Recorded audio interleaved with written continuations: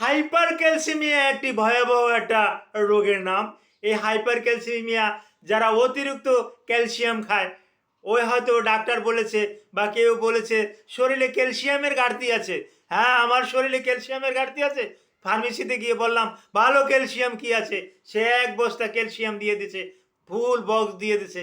নাম বলবো না, এরকম ক্যালসিয়াম কার্বনেট হতে পারে, ক্যালসিয়াম গ্লুকোনেট হতে পারে, ক্যালসিয়াম ল্যাকটেট হতে পারে, ক্যালসিয়াম কোরালসিস হতে পারে, হ্যাঁ এটা সে বা ক্যালসিয়াম ল্যাকটোজ হতে পারে। এগুলো এনে সে খাওয়া শুরু করলো। খাওয়া শুরু করার পরিপ্রেক্ষিতে তার তেমন ক্যালসিয়াম ডেফিসিয়েন্সি ছিল না, কিন্তু অতিরিক্ত খাওয়ার পরিপ্রেক্ষিতে ক্যালসিয়াম বেড়ে গেছে। বেড়ে যাওয়ার পরিপ্রেক্ষিতে তার কিডনিতে পাথর, বিভিন্ন জায়গাতে দাঁতে পাথর, টনসিলে পাথর, বিভিন্ন জায়গাতে পাথর এবং হাইপার ক্যালসিমিয়া, এটা আমরা সচরাচর দেখতে পাই। আর ক্যালসিয়াম খেতে হলে ভিটামিন ডি খেতে হবে। ভিটামিন ডি ছাড়া ক্যালসিয়াম কিন্তু অ্যাবজর্ব হয় না। Thank you all.